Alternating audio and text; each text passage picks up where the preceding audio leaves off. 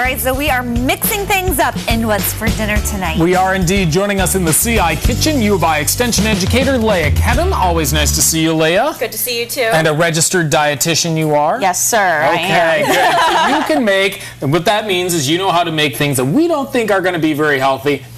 Exactly. And this has been a request from Derek Fabert. He's been on my case for a couple months now. Where are my nachos? Where are my nachos? So I'm like, you know what? I'm going to do nachos. We're going to make it healthier. All right. Okay. Where do we get started? We're making our own chips? Yes. So we're going to start off by making our own tortilla chips. Okay. We're going to save a ton of fat and calories because they're not fried. We're oven baking them.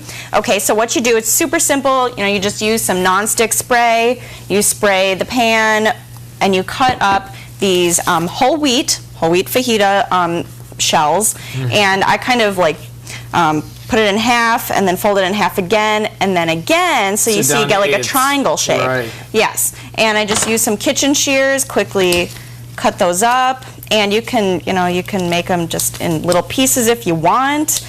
I like the triangle shape, but as you can see on that plate over there, we've got a bunch that are already cut up for you. Yeah. Once you've done that, you spray them again on top with some spray if you want to go ahead and do that. On top of the... Yes, you're going to have Will you please hold the new iPad? Let's not hurt the iPad. Right, that's what I'm saying. Yeah, so you've got the pan sprayed with the spray, and then on top as well. Is that enough? Yeah, that's perfect. Very lightly. And the reason we're doing that, it's going to help it crisp up in the oven, and then it's also a little bit of stickiness for spices to adhere to. Ooh, what spices are we putting on these? Well, you can do anything you like. You can do cumin, you can do chili pepper. I thought maybe we could try something a little sweet and do some cinnamon. Oh, nice. Okay. You really are appealing to Derek's right here. That's, yeah, so we'll sprinkle that on. You want to try? All right, sure. Try not to dump it on there. Do you want to switch? Why don't you pour? Are you sure? Okay. Yes.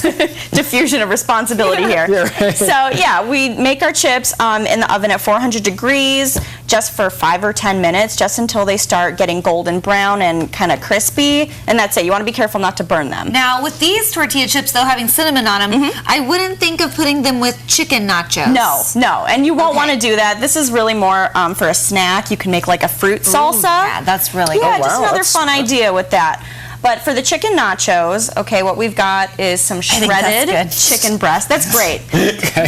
I just need to be told when to stop. I love cinnamon, so it wouldn't bother me, but you know, some people might be sensitive. So we've got shredded chicken breast here. We're going to toss that into the bowl. Okay. And that's just like leftovers. I have leftover chicken all the time, so this is a great way to use it up. Okay, we've got some canned lower sodium black beans. Did you rinse those off before? They are drained and rinsed, yes. And then I made my own pico de gallo here, so just chopped up tomato, onion, cilantro, jalapeno if you like it spicy. So just dump that in. There's lime juice in there as well. Can you put other things in there too? Like, I'm thinking like I don't know, like a tarragon or... You could. I mean, that's the nice thing about cooking is it's all kind of to taste, and you might have noticed that I tend to eyeball things and add a little bit more, take a little bit out, depending on what I like. So I like to add cumin. All right, so a little bit of that like Mexican flavor there. We're going to put a little. That cilantro would be good in that too. Yeah, and there's the cilantro in the pico de gallo already.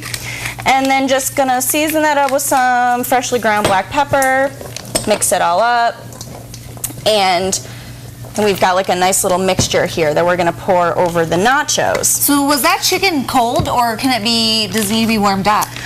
It can be warmed up ahead of time. Otherwise, it might take a little longer in the oven for everything to kind of come to temperature. Okay. And for the cheese to melt.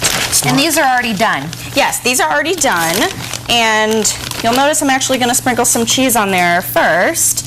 And that's just because we have a lot of moist ingredients in the bowl, and I don't want the nachos to get soggy. Oh, right. Okay, that's a problem that can happen. How long did you bake these chips if we were going to bake those cinnamon ones? These were about 10 minutes in my oven. Everybody's oven is different. That's why I really like people to keep an eye on... About 400? Yeah, 400 degrees. Keep an eye on it until they start getting a little bit brown. Okay. All right, I've got another job for you.